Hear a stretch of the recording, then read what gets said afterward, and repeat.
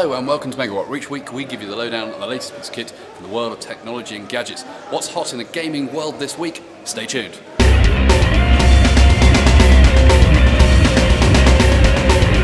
So we're here at the Warner Brothers 2009 showcase for some of the cool games that they've got coming out.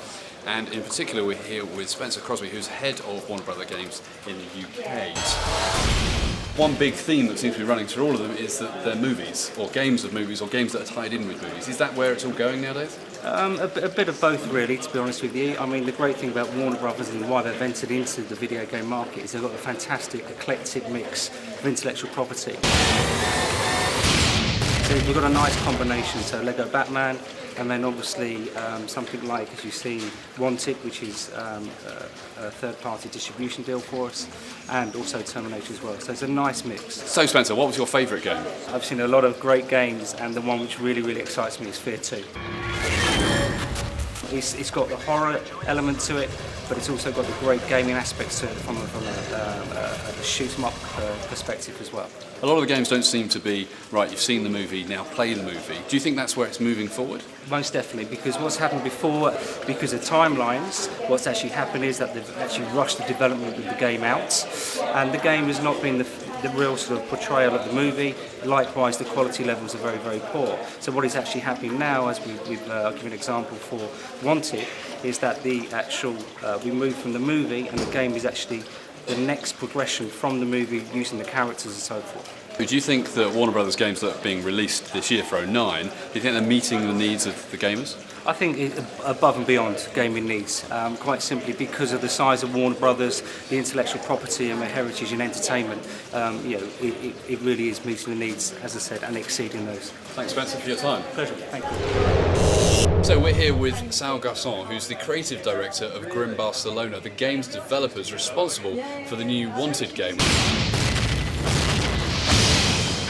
So when do we pick up from the game? Is it just a game of the movie where you're playing the movie again, or is it something else? It's actually, the follow-up of the movie. So actually, you start with, you start exactly where the movie ends. So it's not like you're gonna play the movie, but you're gonna learn more about the character and the mythology and all the story behind the first movie. We're a fraternity of assassins, keeping the universe in balance for 1,000 years.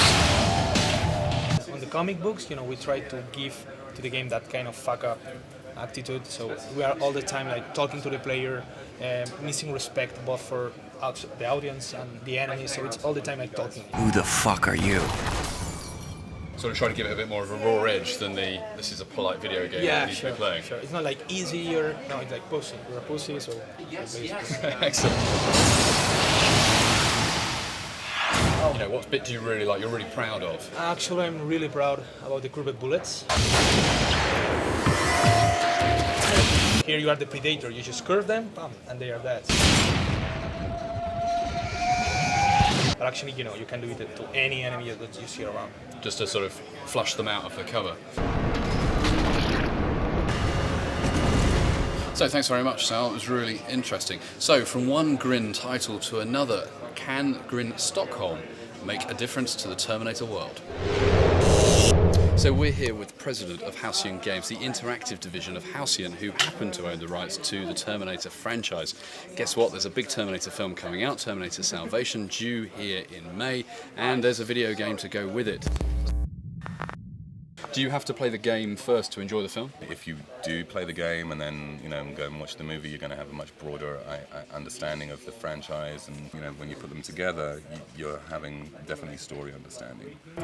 If you can hear this, you are not alone. The design process has been, it's unprecedented in the synergy between the two media. When they were designing, what Skynet was going to look like for the movie, we were working side by side with them. So do you think there's been a point where maybe something that the guys from the gaming side thought this would be awesome if we could put this in, and then that's changed the film? We had to ask a lot of questions that they don't need to bother with in the film because of rules, right? There are rules in the game. So what happens if you snipe an endoskeleton in the eye, which is established in the franchise as a camera? Right, so what if you shoot both the eyes out? how does it find you? And they never needed to ask that question. So the result of that is, okay, everything's networked. So if you've taken out the sight of an endoskeleton, any other Skynet enemy will be able to send GPS data of your location, and it doesn't need to see you. Brilliant. Well, thanks very much for your time. We look forward to the game. Yeah, totally. Cheers. One thing we have noticed about games recently is they're getting incredibly immersive, immersing you into a universe. I've also noticed that they're no longer just for kids. I mean, some of the games we've seen today and recently, they're proper adult entertainment. 18 rated, blood splattering across the screen, people to kill. It's not your sort of Sonic the Hedgehog. So what people are finding is that you can immerse yourself in that universe, whether you're playing the game, whether you're watching the movie, listening to the soundtrack, or probably just being part of the social community. Gaming is no longer a niche market for the boys in the bedrooms. It's here and it's here to stay. So we're here with Gunnar and Daniel from Grin, the developers of Terminator Salvation. They're going to talk us about some of the elements of the game. What would you say your favourite bit of the game is? The bit that you think, hey, I'm really proud of this element of the game, this is cool. Yeah, well, I would have to say, personally, the IP. Yeah, definitely. The possibility to actually be one of the survivors, within this universe. It has to be like it's an old dream of mine, to actually play a full-fledged Terminator game.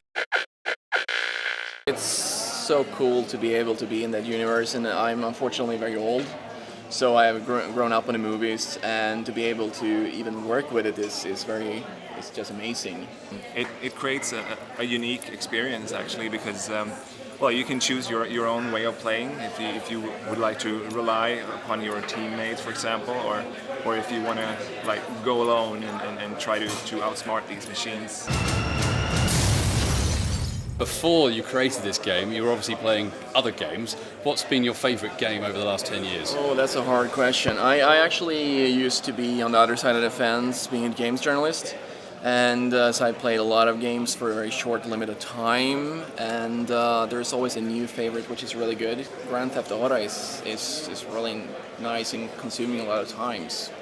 I'm a die-hard desktop general, I love my strategy games, and at the same time, as you might have noticed from the preview, I enjoy my shooter games as well. So actually, I was thrilled when Ghost Recon came out. It just combined the two, so that was great for me. I mean, Mario Kart, we got all the DS titles, we got all the Siphon Filter. I love Siphon Filter. I might be the only one in Europe who does. And all the Siphon Filter games, I finished them all. Animal Crossing is one of my. So from Animal Crossing to Terminator Yeah, Salvation. The step isn't that big actually when you look at it, And there we go. You heard it here first. Thank you very much, Gunnar. Thank you, Daniel. Thanks. Cheers.